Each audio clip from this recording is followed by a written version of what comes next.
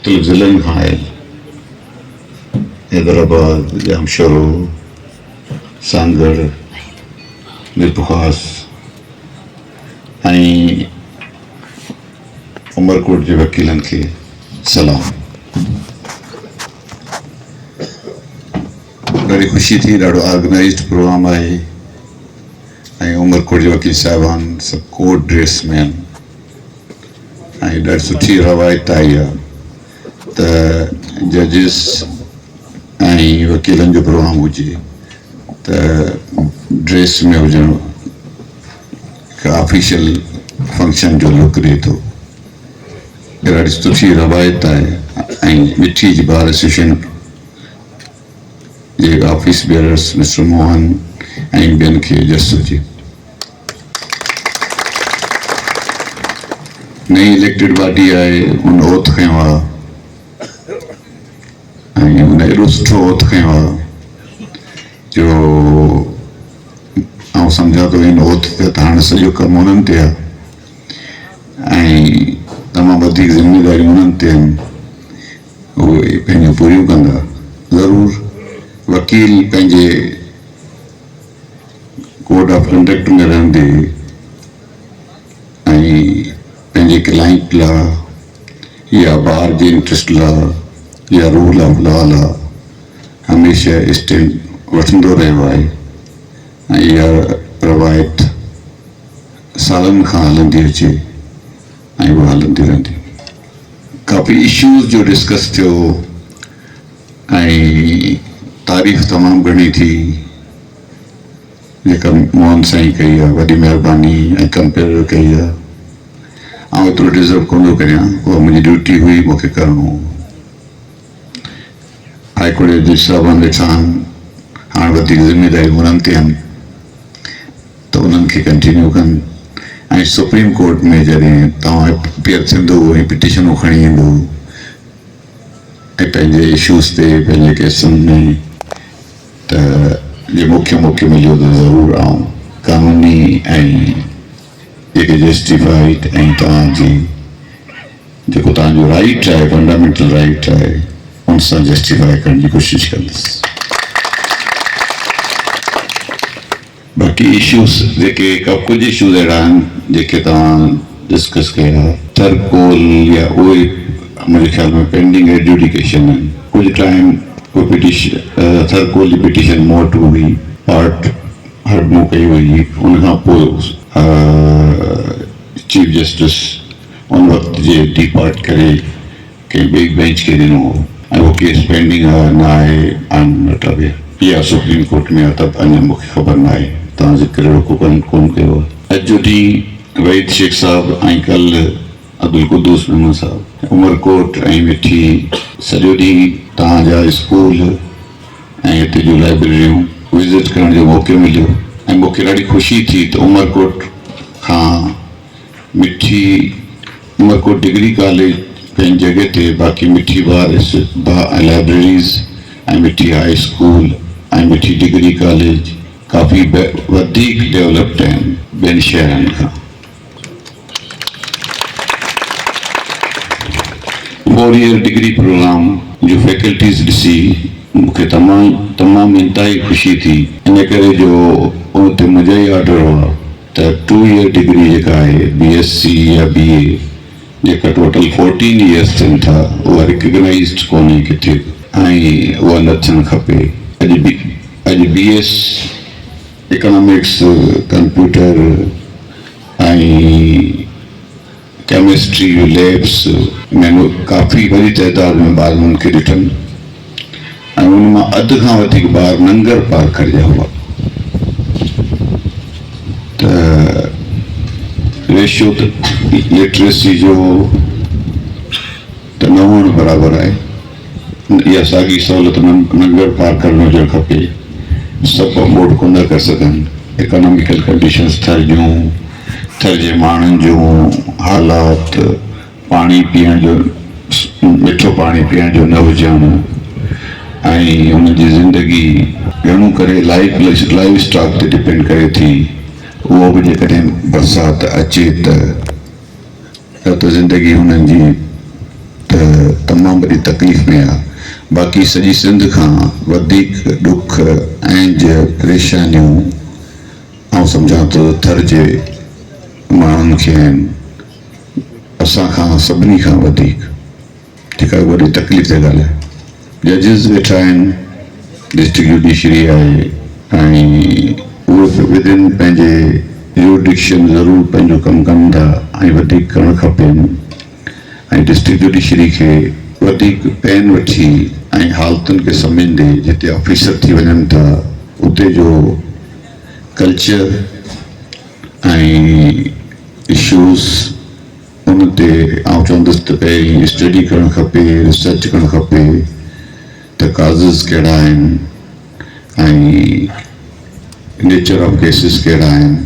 पर घणो करे ॿियनि ज़िलनि खां घटि इहो ज़िलो वायलेंट आहे ऐं क्राइम रेशो बि घटि आहे या ख़ुशकिस्मती आहे ज़िले जी, अमन अमान आहे काफ़ी हद ताईं। फाइनेंशियली इकोनॉमिकली इहो ज़िलो तमामु घणो पोइते पियो आहे। कंपनीज़ आहिनि या जेके महकमियात उन ते जजमेंट्स अची चुकियूं आहिनि। कारमुद्दती जजमेंट आउं सम्झां थो शायदि सुप्रीम कोर्ट में चैलेंज थियल आहे, इन करे उन ते बि वधीक कमेंट्स करणु मुनासिबु कोन्हनि। एज़ ए जज जेके पिटिशन्स ईंदियूं हुयूं ऐं तव्हां पिटिशन्स फाइल कंदा हो या जेको केस ईंदो हो मूं कोशिशि कई त हुन सां जस्टिफाई करियां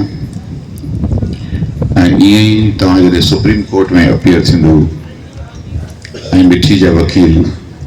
सुप्रीम कोर्ट में वधीक इनरोल थींदा, इहा मुंहिंजी ख़्वाहिश हूंदी, ख़्वाबु हूंदो त तव्हांजी घटि में घटि अधु बार सुप्रीम कोर्ट जी इनरोल थिए ऐं तव्हां तेसीं ताईं शायदि अञा ऑनलाइन वग़ैरह जो सिस्टम शुरू थी वञे हैदराबाद ताईं या मीरपुरख़ास ताईं। सखर त शुरूआत थी आहे, कराची में त आहे ऐं अपीयरेंस तव्हांजी सुप्रीम कोर्ट पाकिस्तान जी टॉप कोर्ट में थिए। जीअं तव्हां ॻाल्हियूं कयूं आहिनि, जेके ॿुधायूं आहिनि उहो मूंखे ख़बर आहे, आउं हिते जो आहियां। वधीक तव्हां जेतिरो फोकस कयो आहे ज़रूरु जिते आउं हूंदुसि उते ईअं इन खां वधीक उहो केस मज़बूत तरीक़े सां ज़रूरु पेश कंदुसि।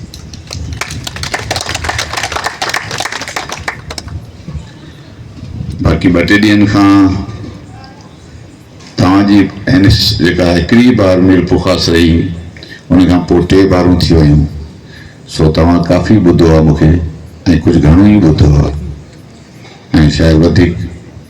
ॿुधण लाइ तयारु बि न हुजो। थकी कोन पिया आहियो?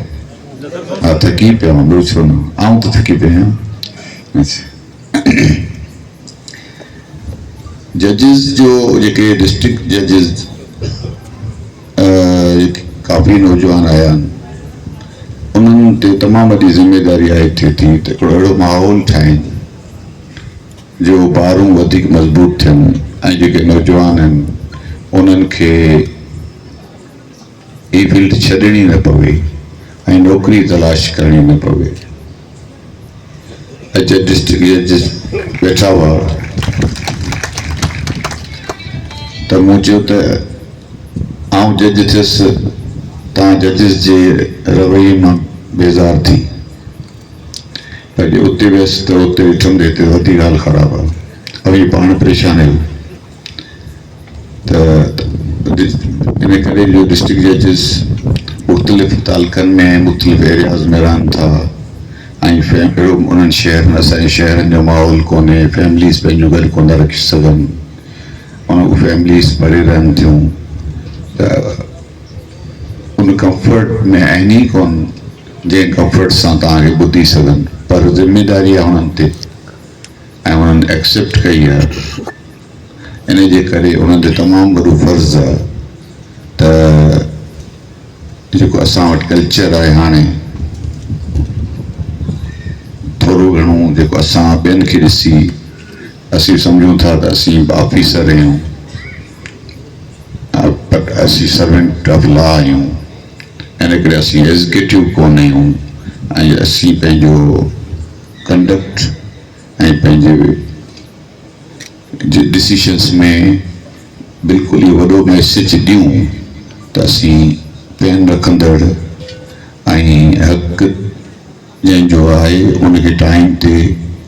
असां ॾेई सघूं था। असांखे एतिरी हिमत आहे ऐं बहितरीन रवैये सां ॾिसो त को वकील अचे थो, उनजो को इशू आहे, को साहिल अचे थो, उहो ज़रूरु जेको माण्हू विक्टिमाइज़ थियल आहे उहो त वधीक पेन में आहे, इन करे उनजो रवैयो हार्श थी सघे थो, पर जज जी कैरेक्टरिस्टिक ॾियण वारी आहे, इन करे जज खे कॾहिं बि हार्श न थियणु खपे ऐं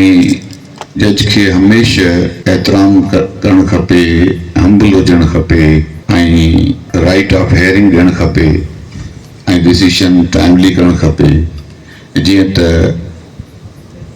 कॉन्फिडेंस असीं पंहिंजी डिस्ट्रिक्ट जुडिशरी में बहाल करे सघूं। एज ए जज सुप्रीम कोर्ट एतिरो टाइम कोन थियो आहे, अॼु चांस मिलियो हो, जीअं तव्हां हाई कोर्ट में चयो त कुझु डिसीशन तव्हांखे वणिया आहिनि, वॾी महिरबानी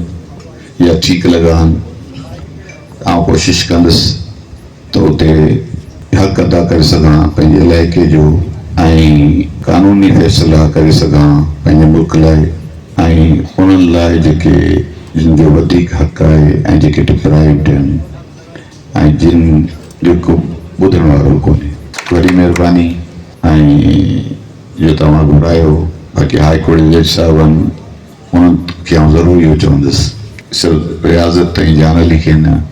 पर जेके बि हाई कोर्ट जज साहिब आहिनि ऐं काफ़ी आहिनि हाणे जेके मुख़्तलिफ़ ॿारनि जी नुमाइंदगी कनि था या उन ॿारनि मां एलिवेट थिया आहिनि अपर मां, मुख़्तलिफ़ डिस्ट्रिक्ट्स मां, हाई कोर्ट ॿारनि मां, उन्हनि खे तमामु वॾी ज़िमेदारी आहे त अॼु उन्हनि जी एलिवेशन, अॼु उन्हनि जो जज हुजण में तव्हां वकीलनि जो वॾो किरदारु आहे। वॾी महिरबानी।